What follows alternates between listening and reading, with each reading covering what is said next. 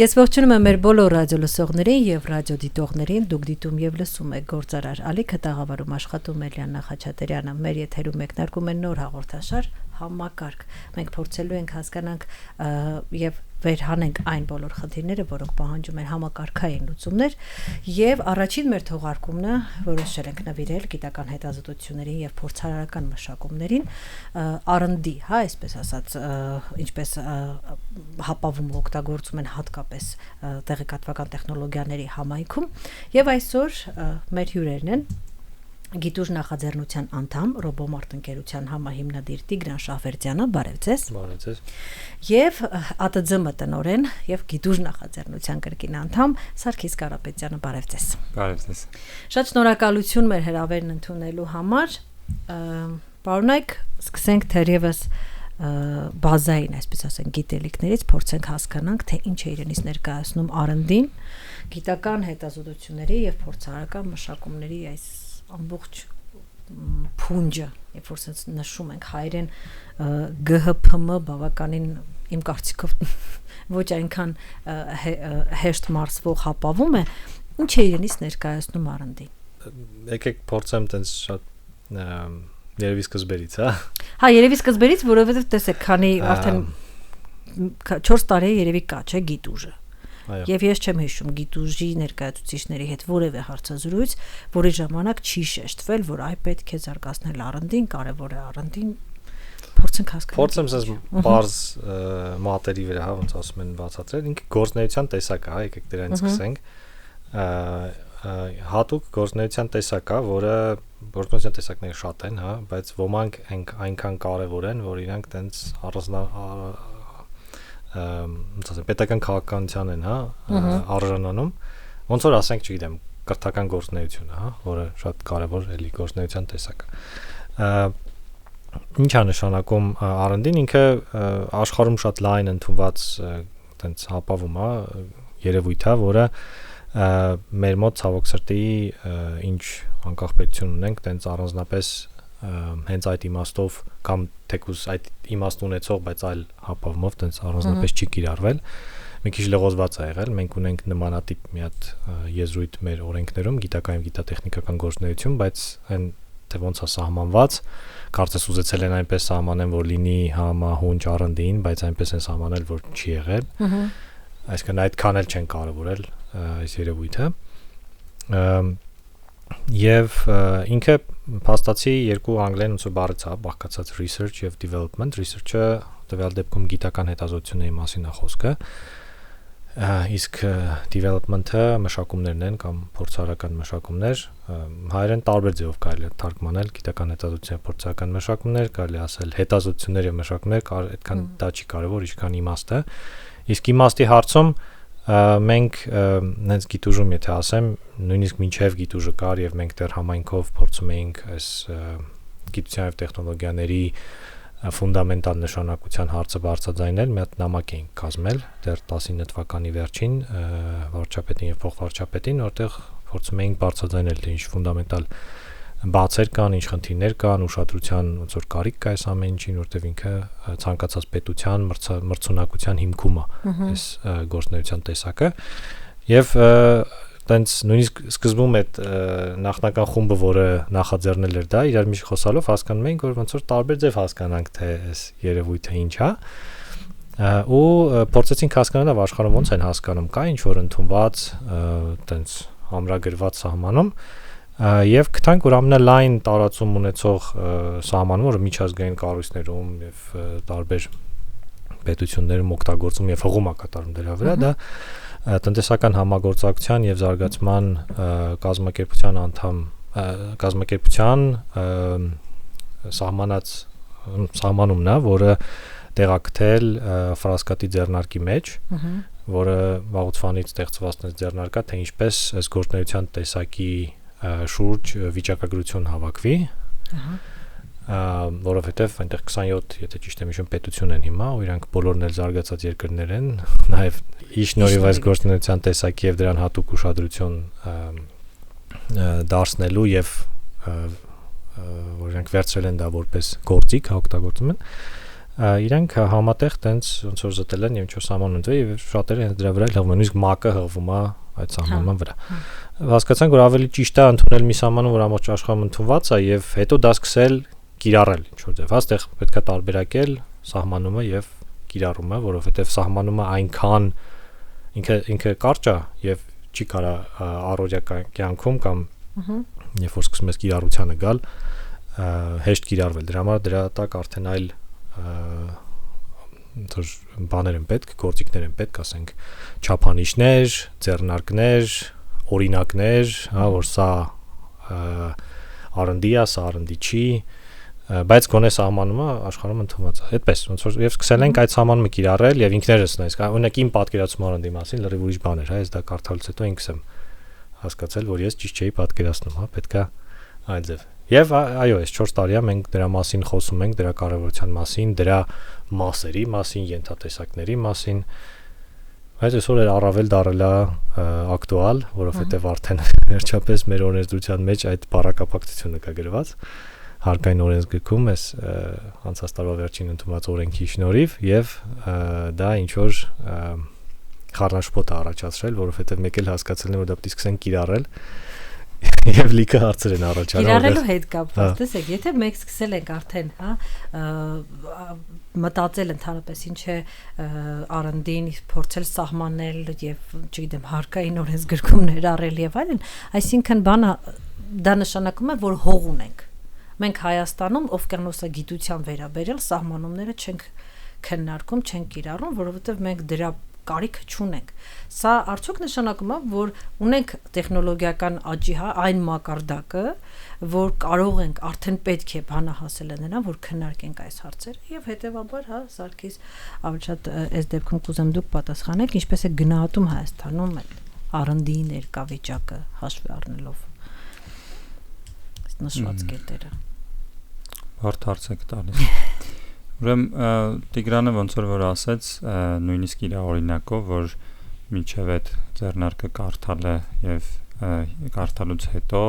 իր մոտ փոխվել է պատկերացումը R&D-ի, հիմա դա է տեղի ունենում մեր երկրում եւ պետական մարմիններում, պետական ծառայողների մոտ եւ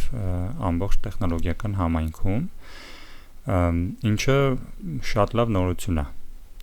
Եթե հիշում ենք 4 տարի առաջ, երբ որ Տիգրանը եկավ մեզ հյուր, այն ժամանակ ես դեռ ԱՏԶՄ-ում չէի, ասեցի ինչի ես գալիս, ասեց գալիս եմ խոսենք գիտության մասին, ու այդ օրը գիտության մասին իմ պատկերացումները փոխվեցին։ Ու հիմա տեսնում եմ, որ հասել ենք այն մակարդակի, որ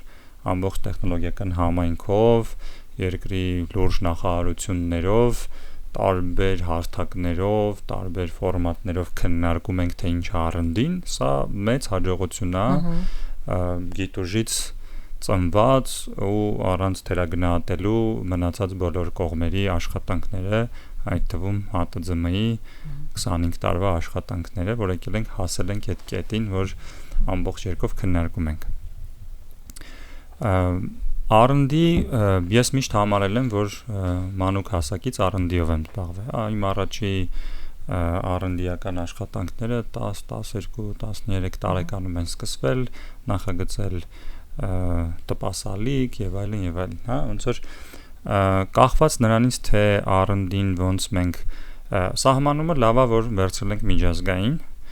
բայց դեռ մեծ աշխատանք ունենք տանելու թե պետական համակարգում, թե մեր տեխնոլոգիական համայնքում, որ բոլորս այդ սահմանման տակ նույն բանը հասկանանք։ Ու երևի դա կլինի այն process-ի ժամանակ, երբ որ գնանք կիրառություններին, որտեղ երբ որ գնում ես կիրառելու, հետ ես գալի սահմանումը սկսում ես, հա, ու այդ սահմանումը, թե արդեն երբ որ գնանք կիրառության, թե ոնց կլինի, այդտեղ խնդիրները շատ են հիմա ու դա տարբեր երկրներում լուծվում է կախված նպատակից։ Եթե դու ուզում ես ավելի նեղ գործունեություն քաջալերես, վերջերիչո այս քաղաքականությունը մշակվում է, որպեսզի պետական աջակցություն, ներդրումներ լինեն ինչ որ մի բանը զարգացնելու։ Հիմա այդ ինչ որ մի բանի նկատմամբ կա շատ տարակարծություններ, նույնիսկ ոնց որ պետական մարմիններում որ ասում են այդ ինչ որ մի բանը տարբեր բաներ իրանց գլխի մեջ նկատի ունեն որ մնաց էլ համայնքում էլ արդեն ոնց որ տարբեր մարդիկ տարբեր եզրահանգումների են գալիս ու շատ կարևոր է այդ նպատակները լավ դուրս բերվի ու բոլորս գանք մի գծի վրա որ այ մենք այս ինչն ենք ուզում քաջալերենք դրա համար այս կիրառության մեջ արդեն սենց ենք ձևակերպում, այս ինչը մտնում է, այն ինչը չի մտնում եւ այլն։ Դե չէ, այդ ամենա ոնց որ բարձր մակարդակում, ավելի abstract մակարդակում ավելի հեշտ կգանք կոնսենսուսի կամ նույն հարթակի վրա։ Երբ որ գնանք արդեն մարդիկ կարողանան, պետք է հասնենք նրան, որ ցանկացած մարդ այս երկրում ոչ միայն տեխնոլոգիական որը ինչ որ գործունեություն է ծավալում կամ կազմակերպություն կարողանա ինքը իրան գնահատի ինքը շահառույա այդ աջակցության ծրագրի թե չէ հիմա դա չունենք այդ process-ի մեջ ենք իսկ ինչ վերաբերում է մենք արդյոք հասել ենք այդ բանին որ այդ մակարդակին որ ոնց հարցնենք ոնց որ R&D կա մեր երկրում թե չէ եթե լայն իմաստով ենք վերցնում կա շատ մեծ քանակի development եւ մի քիչ էլ research եթե այդ նույն ոնց որ քննարկում էինք այն օրը Տիգրանի հետ որ շատ գիտական հետազոտությունը քիչ է փորձարարական մշակումները շատ ավելի շատ է ու ենթադրում եմ որ ամբողջ աշխարհում է այդպես որտեղ գիտակ որտեղ եթե ինդուստրիան ներդրումներ անում կարճաժամկետ 5-10 տարվա ու հիմնականում ուզում է երբ որ ներդրում անում արդյունք ունենա շոշափելի product, process եւ այլն այն մաքուր գիտական հետազոտությունները հիմնականում պետությունները կամ վերպետական կազմակերպություններն են ներդրում անում համաշխարհային հարցեր լուծելու համար եթե տեղից ինչ որ գիտելիք լինում է էլի ոնց որ development վերցնում է մասնավորը development անում ու ստանում է product Ես կամ ասեմ, որ բավականին մեծ է, արդեն 36,000 անցած տարվա տվյալներով 36,000 մարդ կա Հայաստանում ՏՀՏ ուղղություններում, որոնք զբաղվում են կամ research-ով, կամ development-ով, կամ երկուսը իրար հետ։ Հիմա կախված նրանից, թե նպատակադրվածությունը որն է, ինչն ենք ուզում ավելի շատացնենք, ավելի կարևորենք, դրանից կախված այդ սահմանումից հետո այդ կարգերը ձևակերպումները պետք է ըստ դրան համահունչ լինեն։ Այդուհանդերձ այս պահին, այսինքն այս փուլում Հայաստանի Հանրապետության համար ըստ ձեզ որն է ամենա այդ գլխավոր խնդիրները, R&D-ի հետ կապված, որ կետի վրա ենք մենք հասել, որն են լուծելի խնդիրները այս պահին։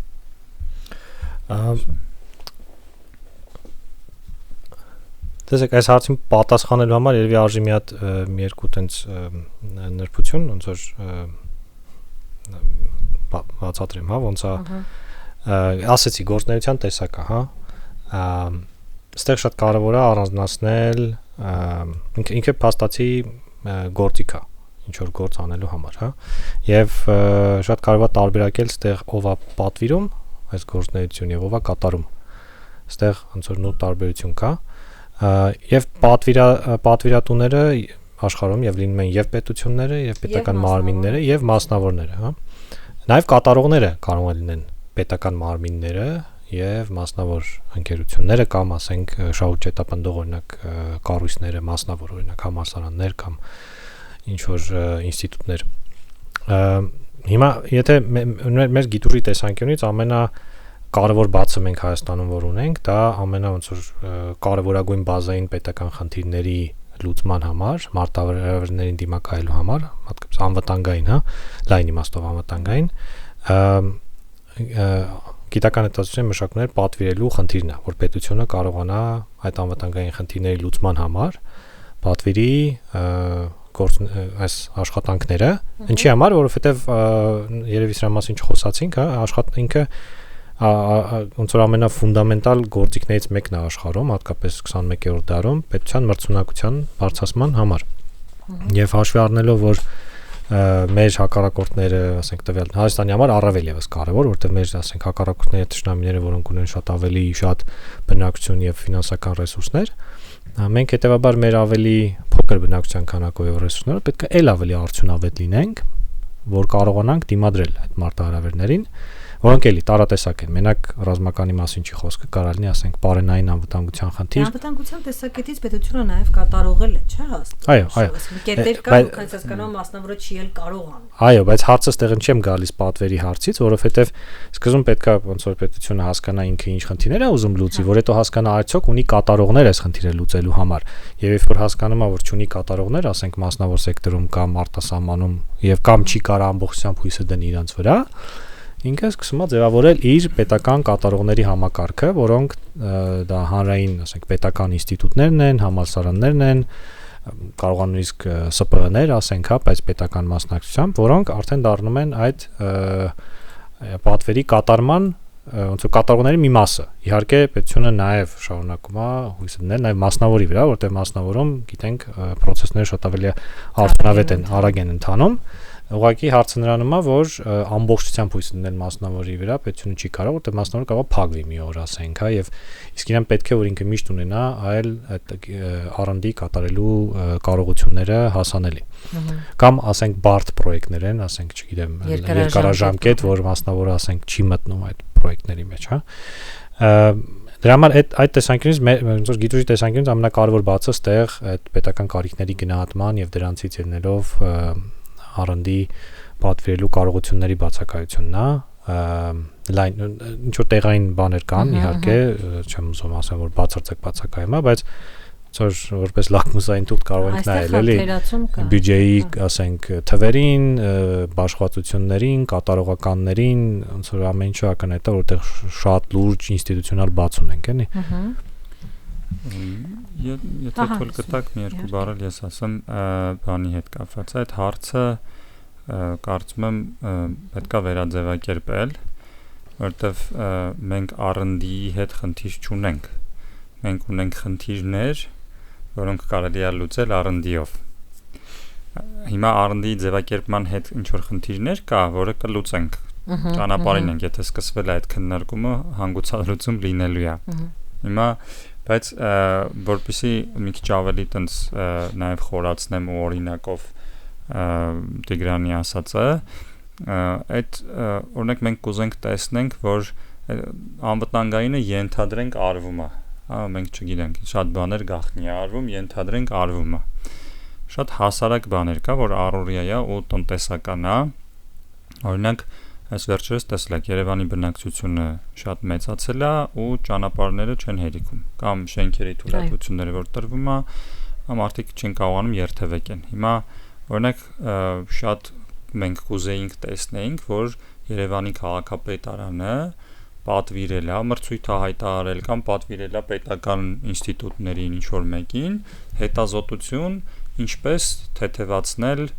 Երևանի փողոցները։ Հա, տրաֆիկը ոնց համակարգել։ Օրինակ Ամերիկայում այդ իզուր չբերեցի այդ օրինակը, հա, տենց հետազոտություն է եղել, որից հետո իրանք իրենց ճանապարհների վրա մինիմալ արագությունը 10 մայլով բարձրացրել են ու տնտեսական մեծ թռիչք են ունեցել, որտեղ այդ ապրանքաշրջանառությունը, որ ճանապարհներով տեղի է ունենում, 10 մայլով, եթե արագ է տեղ հասնում, տնտեսության ցիկլը արագանում է ու հնան աճում է։ Այդ նույն բանը կարա պատվիրի էկոնոմիկայի նախարարությունը։ Երևանի քաղաքապետարանը իր մոտիվները այնա որ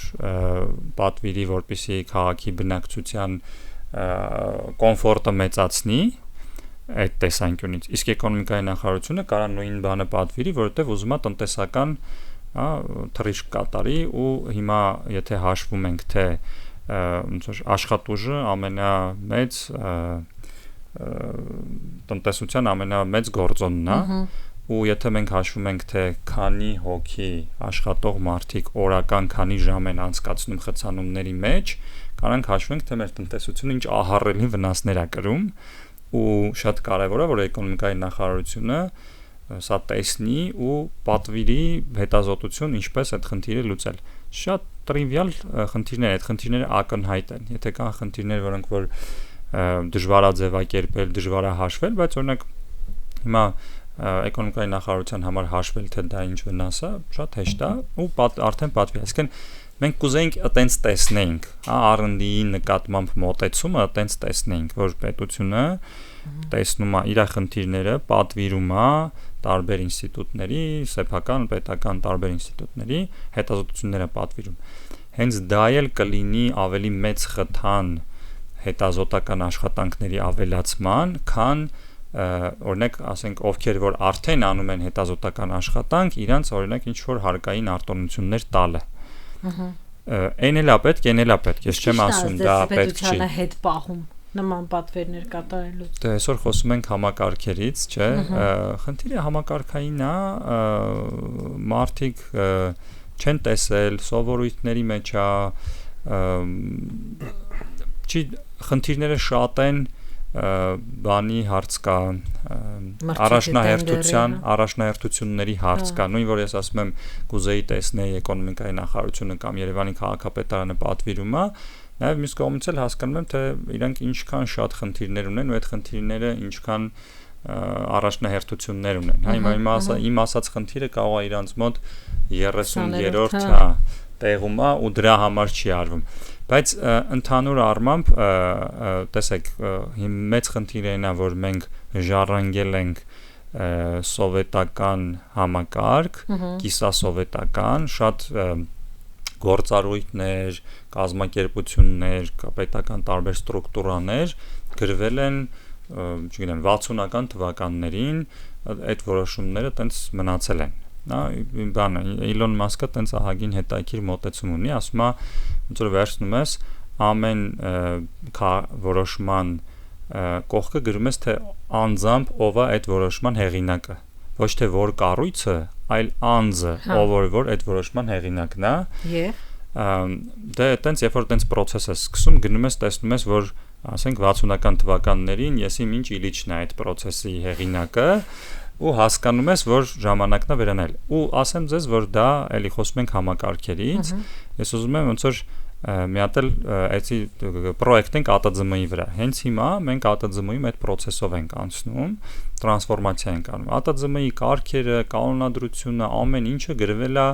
2000 թվականին հա երբ որ պայմաններն ուրիշ էին փոքր էր միությունը կառույցն ուրիշ էր պայմաններն ուրիշ էին մինչև 30 հոգ անդամ ունեցող միության համար փոքր 2-3 հոգանոց թիմ ունեցող միության համար հիմա մենք տեսնում ենք որ այս աճը գրանցեցինք կրկնապատկվեցինք արդեն տեսնում ենք որ կարիք կա շատ process-ներ վերագրելու ու հիմա հենց այդ process-ով է գնում ենք ասում ենք էսի ով է որոշել ու երբ է որոշվել առանց վատաբանելու այն ժամանակ դա ակտուալ որոշում է եղել, այո, բայց հիմա մենք գործ ունենք, որ մեր ամբողջ երկրում հենց այդ դրա հետ գործ ունենք, որ ժամանակին ինչ որ բան գրվել է, ու հիմա եթե նկատել եք, որ մասսայական տրանսֆորմացիա է գնում, անընդհատ բանում այդ հանրային հարթակում նոր օրենքների փոփոխությունների առաջարկներ արվում, դա այդ process-ն է, որը լավ process է, ես կարծում եմ ինքը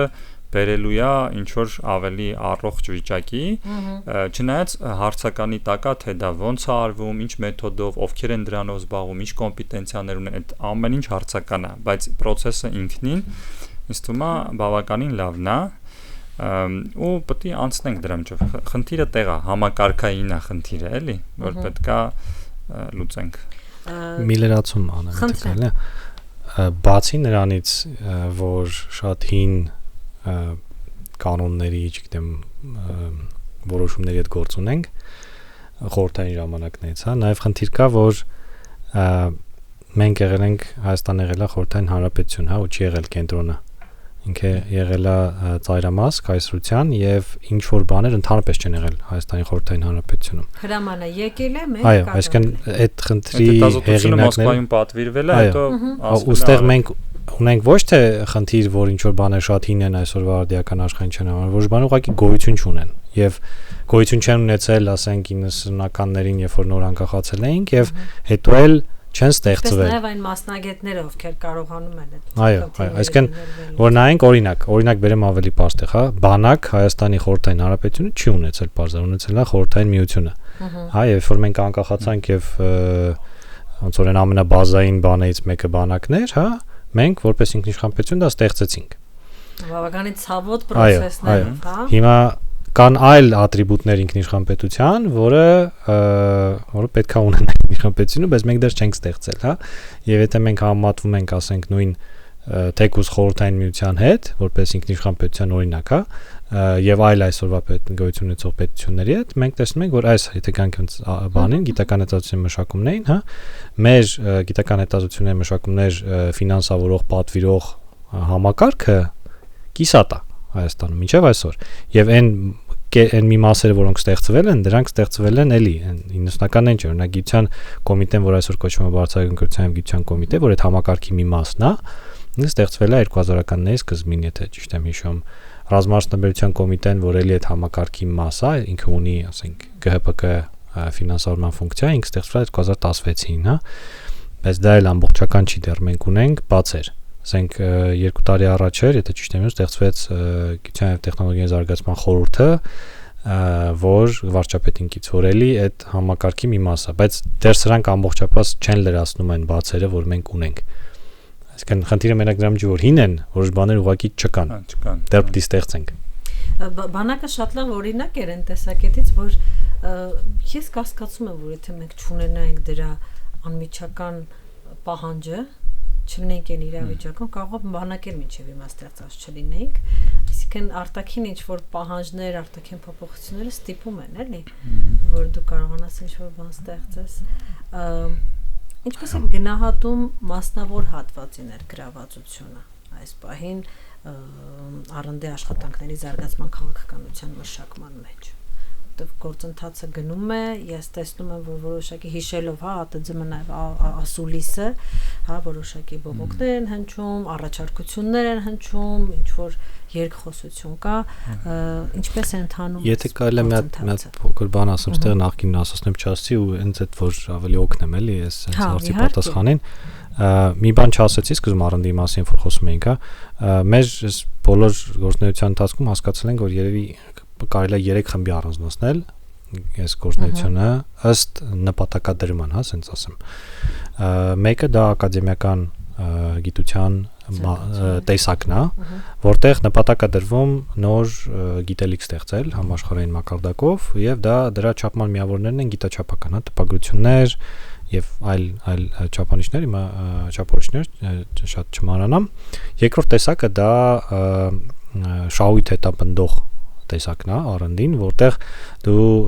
փորձում ես այնպես անել, որ ասենք մասնավոր սեկտորում էլ ավելի շատ արժեք ստեղծվի, ավելի շատ շահույթ ունենա, տնտեսությունը զարգանա, հարկեր ավելի շատ հավաքես որպես պետություն, հա։ Եվ երրորդ տեսակը դա անվտանգային R&D գործունեությունն է, որտեղ գլխավոր չափանիշը տարատեսակ պրոդուկտների եւ տեխնոլոգիաների հասանելիությունն է։ Այսինքն արդյոք դու ունես այսօր հասանելիության երկու կետերի խաչումը կարելի ասել առաջին։ Չէ, ինքը լրիվ տարբերվում է այնքանով, որ ասենք դու կարող ես ընդհանրապես շահութաբեր չլինի այդ գործունեությունը, հա, այսինքն դու գումար ծախսես, բայց դա ոնց որ բազային ֆունդամենտալ ատրիբուտ է։ Օրինակ, բարձելի օրինակ բերեմ բանակ, հա, բանակը շահութաբեր գործունեություն չի, չէ, այսինքն դու բանակ տանկ առնելով շահույթ չես ստանում։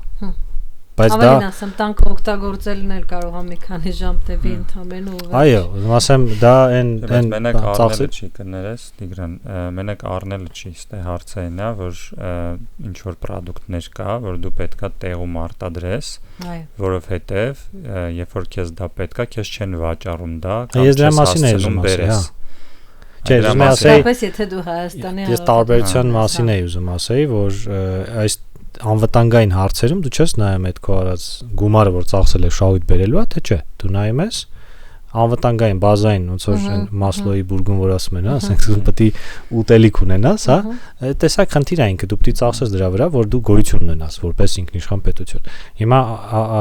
անվտանգային հարցերում այդպես է եւ այնտեղ խնդիրների լուծումներ կա, որոնք պահանջում են R&D իրականացնել, հա, գիտական հետազոտության մշակումներ։ Կարող է չպահանջեն, կարող է պահանջեն ուղղակի գնաս տեխնոլոգիան գնես։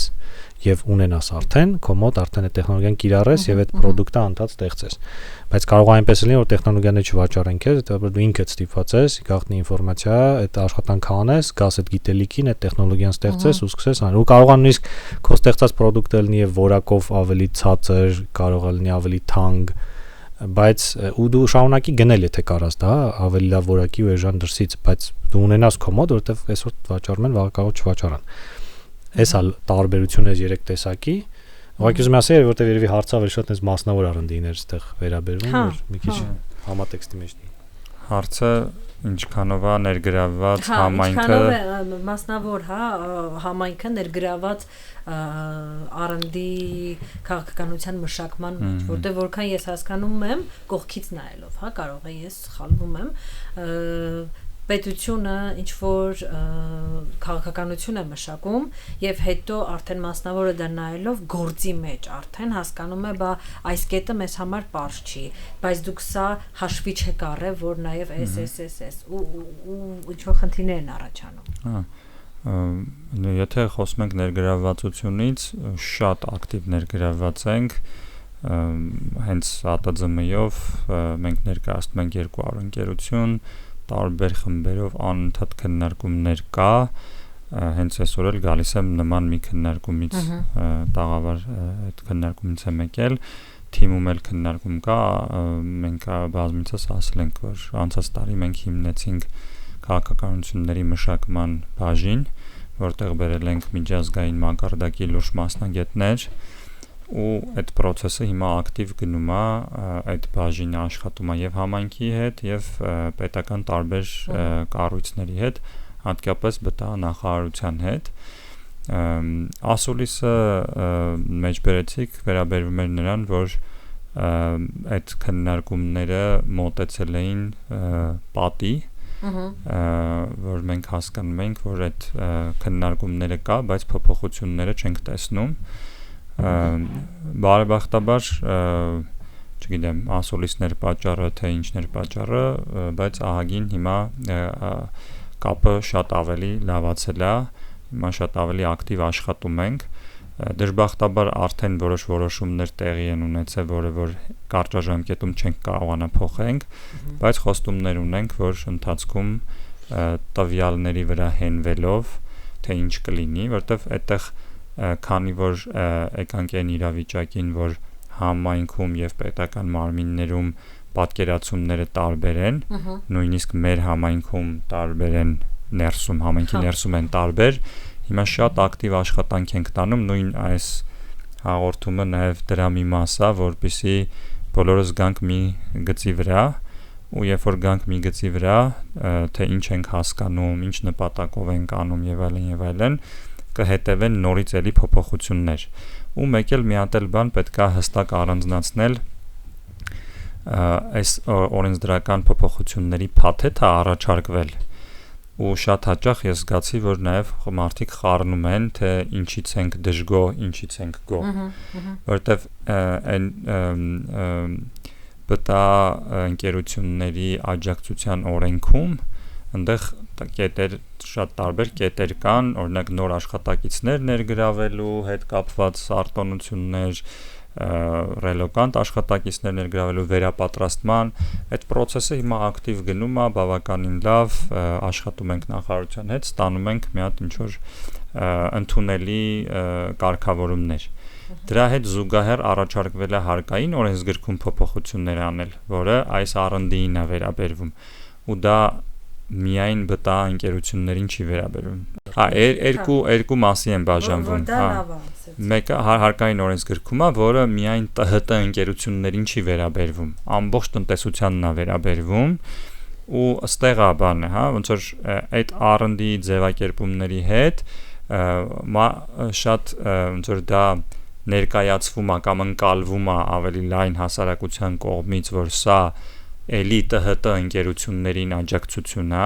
բայց սա միայն ՏՀՏ ընկերություններին աջակից չի, այսինքն կատեգորիան ՏՀՏ-ն չի, կատեգորիան R&D անողներինն է, ու ՏՀՏ-ում էլ դեռ պարզ չի, թե վերջի վերջո որ գնանք սահմանումները վերջացնենք, ովքեր են դրա տակ ընկնելու, ովքեր չեն ընկնելու։ Ես ճիշտ եմ հասկանում, այսինքն թե մասնավոր ընկերությունը ուզում է R&D-ի մեջ ներթաթախվի, այս պահին ինքը անգամ հստակություն չունի, թե արդյոք ինքը R&D-ով է զբաղվում, թե չէ, այսպես է ստացվում, որտեղ ես ուզում եի հարցնել, թե ինչ խոչընդոտների են բախվում մասնավոր ընկերությունները, բայց փաստորեն տեսեք, հստակություն կա ինչ որ առումով, այսինքն եթե հիմա հանձնաժողովը արդեն ստեղծվեց, ճանապարհին հանձնաժողովը ստեղծվեց, ընկերությունը դիմեց, հստակ պատասխան կստանա ինքը R&D-ա, թե չէ, արդեն այդ process-ը նկարագրվել է, եւ process-ը գնացել է։ Հիմա եթե ընկերությունը դիմի, իրան կասեն, հանձնաժողովը ինչ որ ժամանակ հետո կասի, այո, դու R&D ես, այո, կամ ոչ։ Բայց խնդրեմը ուրիշ տեղ է կայանում։ Խնդրեմը ընկերությունները չեն կարողանում իդենտիֆիկացնել, իրենք շահառու են, թե չէ։ Իրենք դիմեն թե չէ ու նաև լուրջ խնդրեմա լինելու այնտեղ որ այս հանձնաժողովը շատ մեծ քանակի դիմումներ է ստանալու որոնք որ միգուցե չհաստատվեն այդ տոկոսային հարաբերությունը հիմա հաստատվեն զուտ նրա պատճառով որ պարզապես չհասցնեն չէ ուղղակի այդ ընկերությունը չի պատկերացրել ինքը պետքա դիմի թե չպետքա դիմի ամեն դեպքում դիմել է, բայց նորմալ է, չէ՞, բիզնեսմենի համար դա նորմալ մոտեցում է։ Հիմա կստացվի, չի ստացվի, բայց եթե հիմա հետ գնում ենք հանձնաժողովի տեսանկյունից, եթե ինքը ստացել է 1000 հայտ, որից 200-ն են շահառու, 800 անիմաստ հայտ է ինքը նայելու։ Ու արդյունքում այն 200-ն էլ են տուժվել, որտեղ իրանք արանքներում են լինելու, ուշանալու է, հերթը առաջանալու եւ այլն։ Այսինքն այստեղ է խնդիրը, որ թե մենք որպես միություն, գիտ ուժը որպես նախաձեռնություն եւ թե պետական մարմինները պատասխանատու անձինք պետքա շատ աշխատանք տանենք, որպեսզի գանք այդ մի գծի վրա կանգնենք, որպեսզի ընկերությունները հստակ կարողանան հասկանան իրանք դիմեն թե չդիմեն։ Հիմա մենք արդեն զանգեր ենք ստանում, որ արժի դիմենք թե չէ, մենք կանցնենք թե չենք կանցնի, ասում ենք հələ չգիտենք։ Հիմնական խնդիրը դեռ հստակություն կա, հստակ տրվել է այս գործիքով, այս ինչ մեթոդով, սենց հանձնաժողով է լինելու, ամեն ինչ արդեն արվել է, հիմա նկարագրվել է, հիմա գնացել է իրականացման փուլին։ Հենց որ սկսեցին ընկերությունները դիմել, այդտեղ խնդիրները ավելի գործուն դուրս կգան, բայց այդտեղ մի հատ ուրիշ լուրջ վտանգ կա։ Մենք պայմանավորվածություն կարելի ասել ունենք, որ ընթացքում ու նաև այս ընթացքում հասկացանք, որ նույն բտանախարարությունը բավականին ճկուն նախարարություն է ու ինչ որ բաներ փոփոխվում է, երբ որ ինչ որ որոշումներ փոփոխվում են, երբ որ տեսնում են, որ որոշումը չի ծառայում նպատակին, ասենց ասեմ։ Ու ասենք եթե հիմա դիմեցին, պետքա մենք ուշադիր հետևելու ենք, անդադ ստատիստիկան նայելու ենք, թե ինչքան դիմեցին, ինչքան ստացան ու փորձելու ենք դրա հիման վրա օգնել նախարարությանը, որպեսզի փոփոխությունների գնա այդ ամեն ինչը։ Պետական ստրուկտուրայում սա շատ ընդունված մոտեցում չի, իհարկե, որտեվ օրենքները ամեն օր չեն փոխվում, կարգավորումները ամեն օր չեն փոխվում, բայց արի ուտես բիզնեսը ինչի է այտենց արագ, որովհետև ճկուն է միջավայրը փոխվում է կամ մի որոշում կայացվում է, տեսնում է որ սխալ որոշում է, հետ է վերցնում այս որոշումը ու այդ ողջունելի մոտեցում է, ճիշտ ասած չգիտեմ ինչքանով դա կստացվի իրականացնել, բայց բտանախարարությունը բավականին համայնքին ծանոթ մոտեցում է որդեգրել, որ եկեք ճկուն ձևով գնանք փոփոխությունները անենք, բայց քանի որ միայն բտանախարարությունը չի ներգրավված այդտեղ, դե հարցերը առաջանում, թե ինչքանով ճկուն կգտնվի ամբողջ համակարգը եւ կկարողանանք մենք ընթացքում այդ փոփոխությունները բերենք, դա չի տևի տարիներ։ Բայց հիմնական խնդիրը այդուհանդերձ process-ներ կան, այդուհանդերձ որոշակի շատ մասնակցությունը շատ ակտիվ է, եթե հարցին ուղիղ պատասխանենք, մասնակցությունը շատ ակտիվ է։ Շատ լավ, անցնենք մասնավորից պետականին, մենք դեռ մոտ մի 10-15 րոպե ունենք, ինձ թվում է կարողանանք հասցնել որոշակի ներկայացնենք։ Ինչպես է գնահատում պետական ներդրումների չափը R&D-ում, հա, ընդհանրապես որոշակի արդյունավետություն էս ոլորտում կա, ինչի եմ ասում, որովհետև պետականի վերաբերյալ գոնե մեդիայում, հա, երբ որ ցած արագ թերթում ես, ուզում ես հասկանաս պետական եւ տեխնոլոգիաներ, առաջինը բնականաբար ռազմավարությունաբերությունն է մտքիդ գալիս, հետո ու հասկանում ես, որ ինչ որ խոսակցությունը շատ է, աղմուկը շատ է, իսկ ծախսված գումարներն ու պրոյեկտները սպասվածից առնվազն շատ քիչ է։ Ձեր գնահատականը։ Այո, սպասվածից քիչ է։ Կասեի միջազգային չափանիշներով նույնիսկ, ինչ որ մենք նայում ենք վիճակագրությունը, այլի քիչ է։ Ես ուզում եմ հիշեցնեմ, որ գիտուժի ստեղծման ոնց որ պահին 3 կետերից մեկը, որ գիտուժը պահանջում էր, մեկը դա ՀՆ-ի 1%-ի չափով պետական ներդրումներն են գիտական հետազոտությունների մշակումների մեջ։ Մյուս կետը նաև նրանում էր, որ ելնելով կարիքներից, առաջին կետը դա իհարկե այդ տարվա ավելացումներ, որը տեղի ունեցավ, բայց մյուս երկու կետերը փաստացի տեղի չեն ունեցել։ Եթե նայենք թե պետությունը ոնց է ներդնում, ես իզուր չասացի, էլի, այս 3 տեսակները, որ առանձնացրեցի, անվտանգային բլոկում մենք ունենք մենակ ռազմաարդյունաբերության կոմիտեի միջոցով ծախսվող ԳՀՊԿ ծրագրերի համար գումարները, որոնք անցած տարվա համար հատկացվել էին մոտավորապես $10 միլիոն չափի, Դեռ չունենք բյուջեի կատարողականը, բայց բարձր չի լինելու, ոնց հասկանում ենք։ Վերջին կատարողականը շատ ցածր էր։ Նախանցած տարի, եթե ճիշտ եմ հիշում, 17 էր, որտեվ բյուջեն էլ էր ավելի շատ հատկացված, քան անցած տարի ու ավելի տոկոսային ցածր էր ստացվում։ Իսկ եւ այս ստացվում է, որ մենակ ռազմական բլոկում ունենք շատ փոքր թիվ, 10 միլիոնը շատ փոքր թիվ է իրականում։ Եվ այլ անվտանգային հարցերում մենք չենք կարող հիմա օրինակ բյուջեն բացենք, առանձնացնենք որևէ տող եւ ասենք, որ այս տողում նաեւ այլ անվտանգային հարցերով է պատվիրում գիտական հետազոտություններ եւ մշակումներ։ Իմիջիալոց մի բան ասեմ, գիտական հետազոտություն մշակում չի նշանակում մենակ STEM ուղղություններով, կարա լինի հասարակական հումանիտար, կարա լինի ասենք տնտեսական հետազոտություններ, լոգիստիկայի մասին հետազոտություններ, պարենային անվտանգության հարցում լուծումը ամենաարագ ու հեշտ լուծումներից կարճաժամկետ դա հենց լոգիստիկայի միջոցով ռազմավարական պաշարներ ստեղծելով դրա միջոցով է, ոչ թե ասենք ավելի երկարաժամկետ, որ ոնց անենք մեր գյուղատնտեսությունը սարքենք ավելի արդյունավետ ռոբոտների միջոցով կամ չգիտեմ ինչ որ հատուկ կենսաբանական ասենք հետազոտությունների միջով ստացված գենետիկ ինչ որ նոր բույսերի կամ եւ այլն եւ երկրորդ բլոկում մասնավորում, եթե նայենք պետությունը ինչ որ չափով արել է ներդրումներ ոչ հստակ R&D ոնց որ տողի տակ, ասենք հարկային արտոնությունների միջոցով այս տարին որ եղել է, բայց ոնց որ դա չես կարող ասես, որ ամբողջությամբ R&D ծախս ա եղել, այսինքն արտոնություններն են, ինչ որտեղ ներդրում, բյուջեի տեսանկյունից ծախս։ Հիմա այս նոր փոփոխություններով ոնց որ հստակ ինչ որ տող կհայտնվի, մենք կարողանանք հաշվել, որ պետությունը այսքան ներդրում է արել, մասնավոր սեկտորում R&D-ին խթանելու եւ R&D-ին ծախսերը շատացնելու մեջ։ Եվ նաեւ կհասկանանք իմիջիալոց, թե մասնավորը ինչքան է ծախսում, որտեվ չափման մեխանիզմը առաջ անում, էլի, որը մինչեւ այսօր մենք հստակ չունեինք։ Բայց անցած տարվա փաստով չկա այդպիսի տող, էլի։ Եվ երրորդ բլոկում ակադեմիական գիտության ունենք, մեծ տենց լավ այդ մասով երևի նույնիսկ ինչ որ ծախսի չափով միջազգային չափանիշներին ինչ որտեղ համապատասխան, որովհետև ասացի 10 միլիոն, չէ, մոտավորապես 90 միլիոն մոտավորապես ծախսում է ակադեմիական գիտական հետազոտությունների վրա, որը 10-ի հետ միասին, ասում 100 միլիոն R&D ծախսեր, որոնք մեր ՀՆ-ի մոտավորապես 0.4%-ն են։ Հատկացման պահին էլի փաստացի դա երբ որ եւ հնան կհստակեցվի եւ բյուջեի կատարողանականը կնայենք ինչքան է եղել ասենք մոտավորապես եթե պատկերացնենք որ մենք հասցնեինք 1%-ի R&D ծախսերը հնայի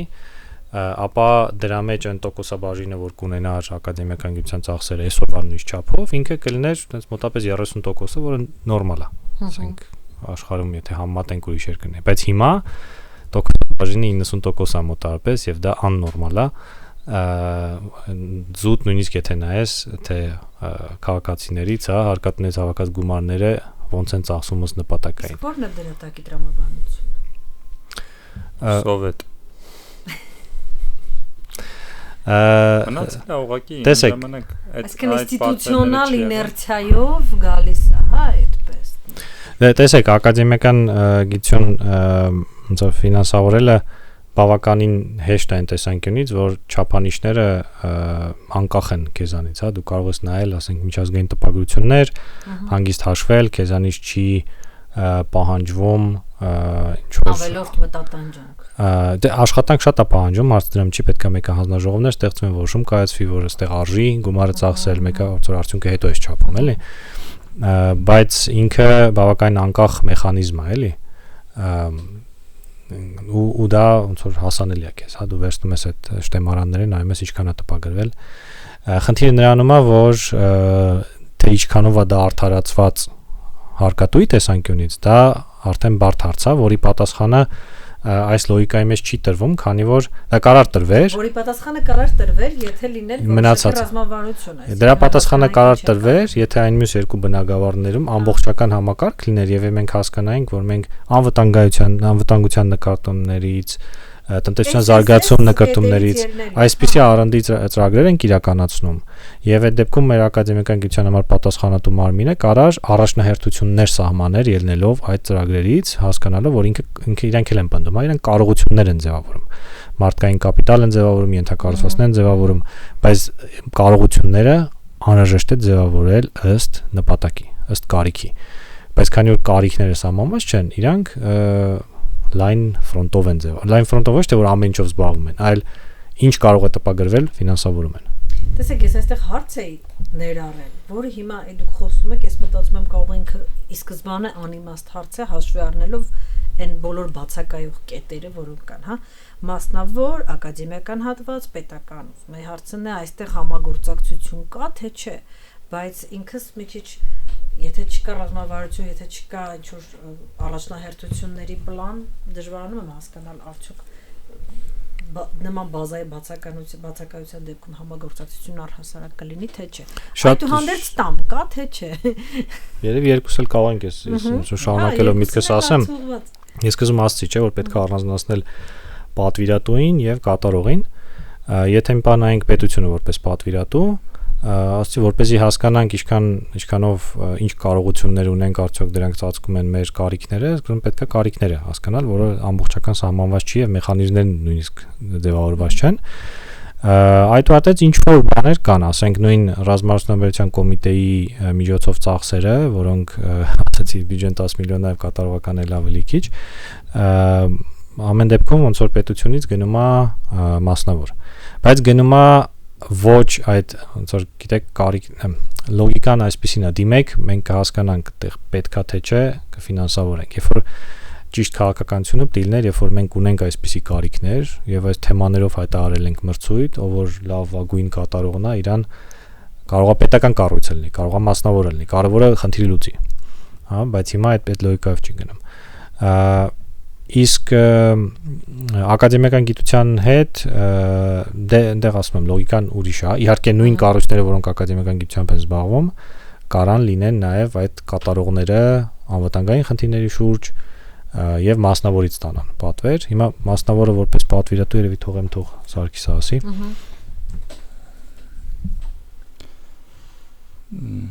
իրականում այդ ռազմավարություն բառը հիմա շատ է շահարկվում ասում ես եմ արել հա ստուդիայում շատ ենք խոսել ռազմավարություն բառը շատ է շահարկվում բայց եկեք ոնց որ մի հատ համաձայնվենք էլի իր սահմանման հետ էլի նպատակին հասնելու ամենաէֆեկտիվ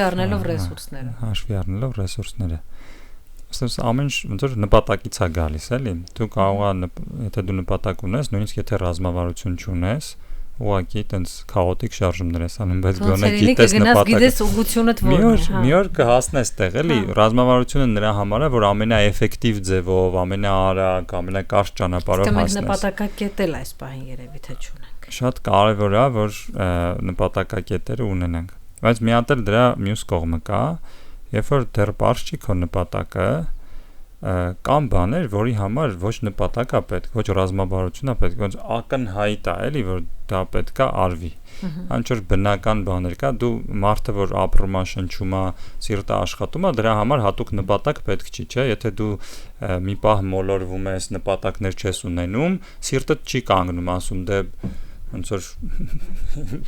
նպատակ չկա, ուրեմն պետք է աշխատի։ Այն ինչ որ բաներ կա, որ տենց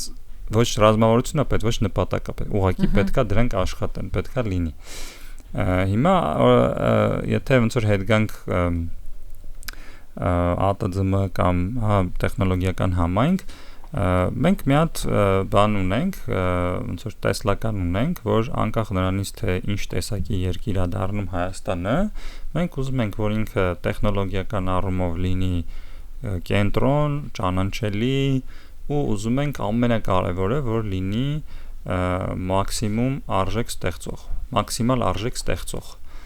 Այդ ինչ է նշանակում, որ պետքա մի հոգին ամենաշատ արժեքը ստեղծի տեխնոլոգիական աշխարհում։ Ու ամեն ինչ անում ենք, ԱՏԶՄ-ն միշտ ունի ռազմավարություն, ունի պլաններ ու այդ նպատակով ենք գնում։ Մեր համար դժվար է իրականում, ոնց որ դա ճիշտ կպցնել ընդհանուր պետության նպատակներին, որտեվ լավ սահմանված չի։ Կա ինչ որ փաստաթղթեր կա, օրինակ այդ հայեցակարգ կա մինչև 2050 թվականի, այնտեղ գրված է, որ ռազմավարական ուղղությունն է համարվում տեխնոլոգիական ուղղությունը, ինչ որ բաներ նշмарվում է, որ կարողանում ենք դրանից կարճենք։ Բայց քանի որ այդ նպատակը չկա, նաև ոնց որ դժվար է հասկանալ ինչ անել։ Գնում ենք արմատ ենք սարքում, գիտենք, որ պետք է դպրոցներում անկախ նրանից կա ոնց որ համալսարան, research, պատվեր եւ այլն, գիտենք, որ եթե մաթեմ ֆիզիկա իմացող չկա, ոչ մի բան չի լինելու, գնում ենք դպրոցներում, ծանոթացնում ենք երեխեքին այդ ամեն ինչին, ասում ենք հələ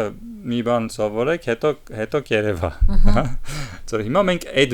ավելի շատ անում ենք այտենց բաներ, որոնք որ ոնց որ այդ սիրտը բաբախելու պես բան, որ դրա համար ոչ նպատակ, ոչ նույնը բանի հետ, համալսարանների հետ կամ ակադեմիայի հետ շատ թույլ է, եթե հենց հիմա դպրոցների հետ շատ ավելի լավ կապ ունենք, քան ակադեմիայի հետ, այդտեղ էլ ոնց որ նոր պայծառ կետեր առաջացել են, որոնք որ, ասենք, չգիտեմ, Երևան են բիոինֆորմատիկայի քոլեջ, Լիլիթի բիոինֆորմատիկայի ինստիտուտ, մոլեկուլյար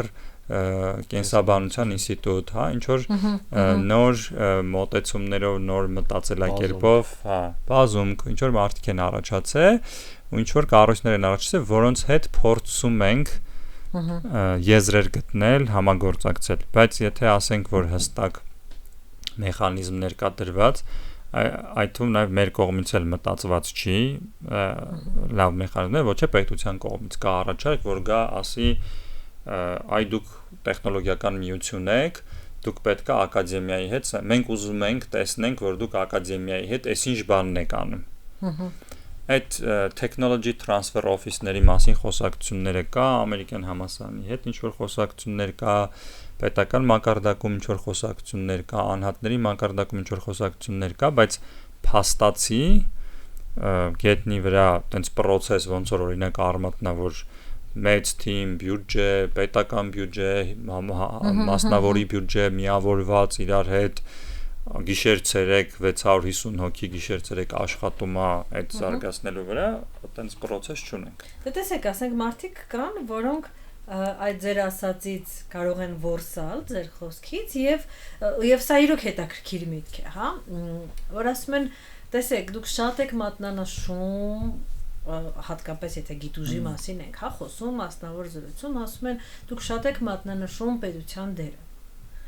Բաներ կա, որ ինքը իրանով պետությունը, որը ապահովում է հանրակրթությունը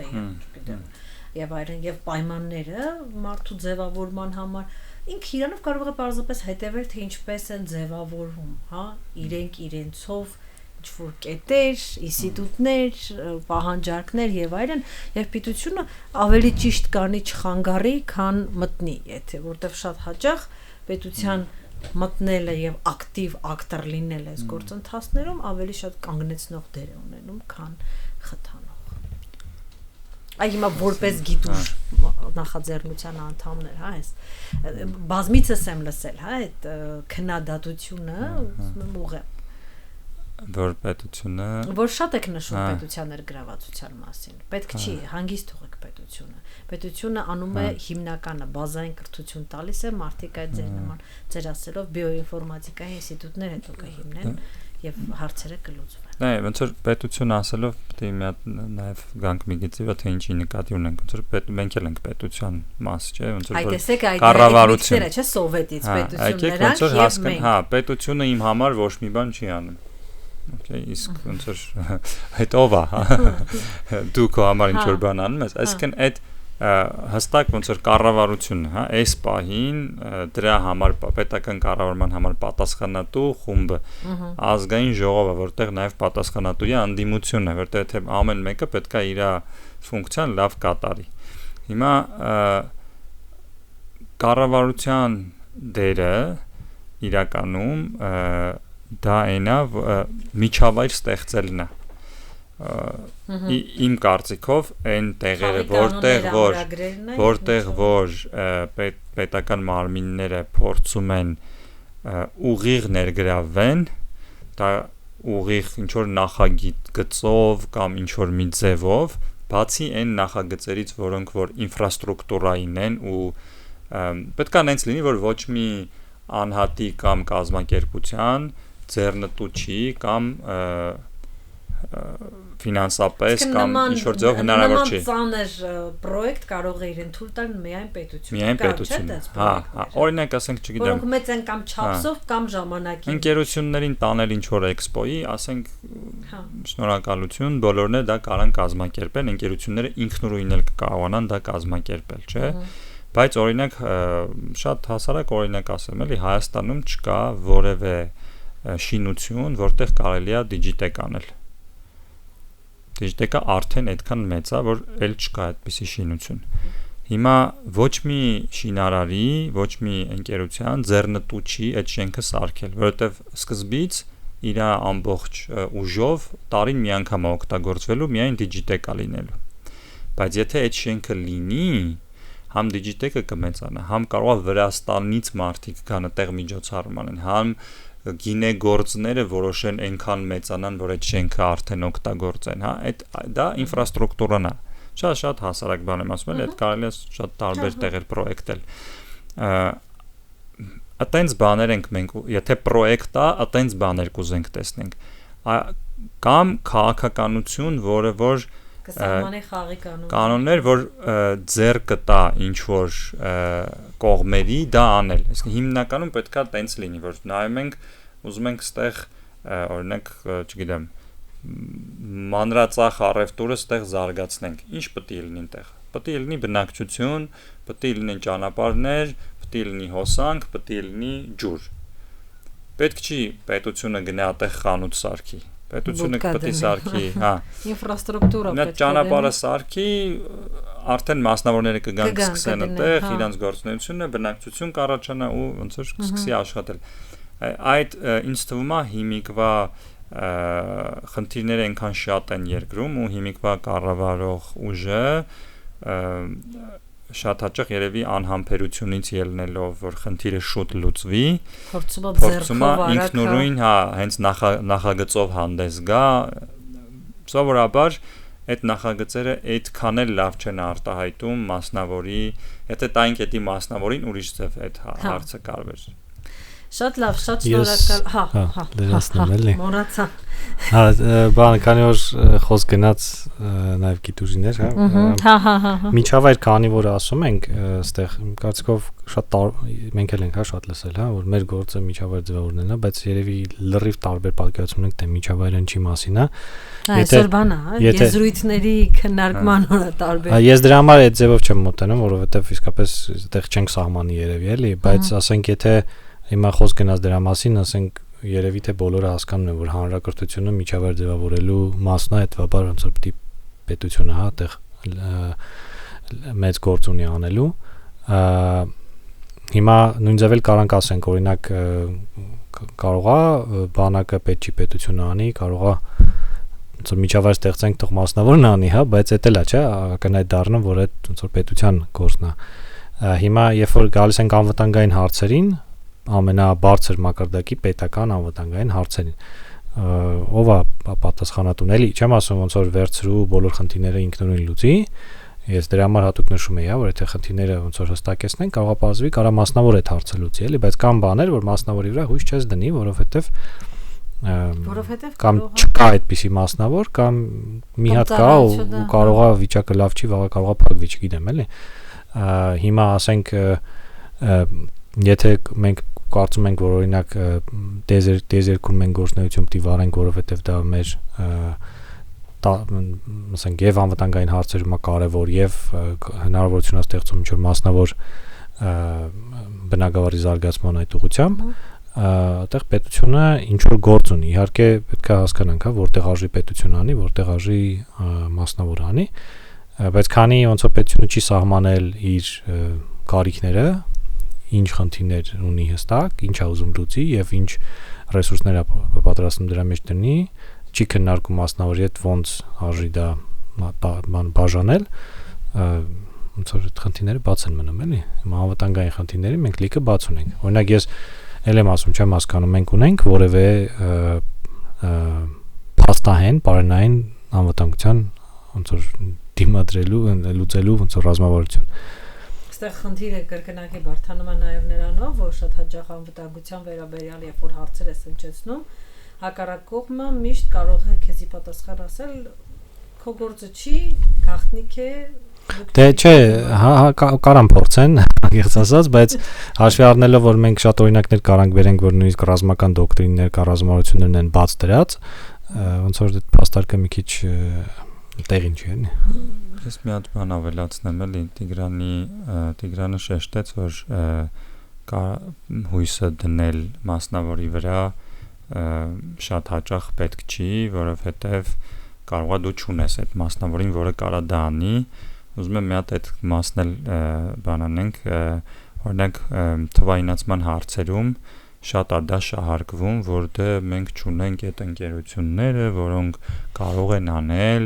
եկեք գնանք միջազգային կայացած ընկերություններից բերենք, սերտիֆիկացված եւ այլն,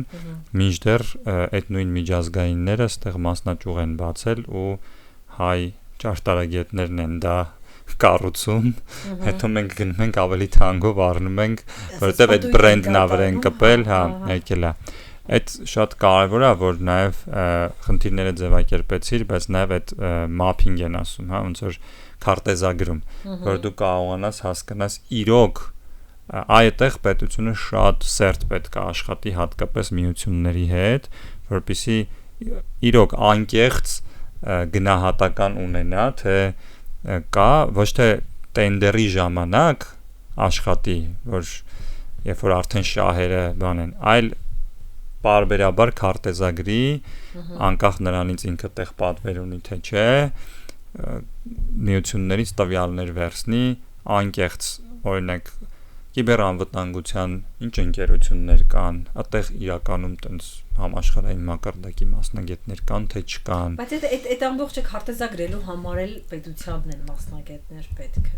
Ես ամենամեծ խնդիրը այդ որ համակարգ ասում ենք, համակարգը ասում է, որ պետքա դու delegate անես, արտապատվիրես, չի կարելի որոշումը կամ գործողությունը անել այն մակարդակում, ինչ որ մակարդակում, եթե դա հնարավոր է արտապատվիրել ներքևի մակարդակ, հա, ոնց որ վարչապետից մինչև հասարակ քաղաքացի մենք բոլորս մի համակարգի մեջ ենք։ Ամեն օղակը պետքա անի միայն այն, որը իր օղակի չի կարող անել։ Այո։ Ու տենց դեպի վերև գնա։ Հիմա մենք այդ խախտումն էլ ունենք, այսինքն օրինակ միությունների այդ կուլտուրան չկա, որ թե ընկերությունները միությունների մեջ լինեն ու չգնան ուղիղ անհանգստացնեն նախարարներին, պետական աշխատողներին անընդհատ իրանց հարցումներով, բաներով, այլ հավաքվեն իրար հետ քննարկում անեն, մի հատ որոշում ունենան, հետո ոնց որ գնան արդեն պետական մարմիններին մի օրակարգով, հա, այդ ներքևից վերևել լավ զարգացած չի, ԱՏԶՄ-ն 25 տարի է, Կարեն Վարդանյանը այդ գործում շատ մեծ ներդրում ունի, ընդհանրապես ոչ միայն ԱՏԶՄ-ի, այլ Հայաստանում այդ գործում շատ մեծ դեր ունի, բայց հիմա ոնց որ այդ գործը պետք է շարունակենք, հա, շատ PR-ով, այո, հիմա ոնց որ ստիպված եմ ինքս հիմա վերցնել նորից այդ գործը եւ ի պաշտոնե եւ նաեւ ոնց որ ինքս կիսում եմ այդ մոտեցումը ու ոնց որ պետքա պետական մարմիններն էլ այդ քաղաքականությունը որդեգրեն, որ պետքա արտապատվիրեն դեպի ներքև, այսինքն ինչը որ կարելի է միություններից հավաքել, պետք չի որ դա նախարարությունում մարդ ունենան, որը զբաղվում է դրանով, այս միայն ունենան այն բաների համար, որը որ միությունները չեն կարող անեն, նույնը միությունները ամեն ինչը չպետք է զբաղվեն, պետքա թողեն, ասենք ինչ որ ընկերություններ կամ ուրիշ խմբեր զբաղվեն դրանով, ու տենց գնում է Դե համակարգային ենք խոսում, տենց պետք է լինի։ Այնինքն պետք է ամեն անգամ հարցը տրվի։ Ես հիմա որպես նախարար, որպես բաժնի պետ, ես որպես ընկերության ղեկավար, որպես միության ղեկավար, հիմա ես զբաղվում եմ նրանով, ինչը ինձնից ներքև ոչ մեկ չկա, որ կարա զբաղվի։ Շատ լավ միտք եք ասում, եւ եթե ժամանակ լիներ կշարունակեինք, բարձրապես մտքից եկավ, որ արտապատվիրելու հետ մեկտեղ պետք է նաև երբեմն գործ եւ գործի դիմաց գրված պատասխանության չափը մեր երկրում մի քիչ անհամապատասխան է լինում հաճախ, հա, դու որոշում ես ընդունում, բայց քո որոշման, եթե այդ որոշումը ինչ պատճառներով սխալ լինի, դրա պատասխանատվությունը երբեմն անհամաչափ բարձր է լինում, դա էլ է, էլի այդ բուրգի կառուցմանը խանգարում։ Դե կդզվի սա, ես շատ օպտիմիստիկ եմ։ Շատ լավ, հենց այս օպտիմիստ նոտայի վրա առաջարկում եմ ավարտել մեր զրույցը, մենք մոտ ժամ 12 րոպե խոսում ենք։ Ես մեր բոլոր ռադիո լսողներին եւ ռադիո դիտողներին հիշեցնեմ, որ դուք դիտում եւ լսում եք Գործարար Ալիքը համակարգ հաղորդաշարներ եթերում, մեր հյուրերն էին ԱՏԶՄ տնօրեն եւ Գիտուժ նախաձեռնության անդամ Սարգիս Կարապետյանը եւ Ռոբոմարտ ընկերության համահիմնադիր Գիտուժ նախաձեռնության անդամ Տիգրան Շահվերդյանը։ Շնորհակալություն։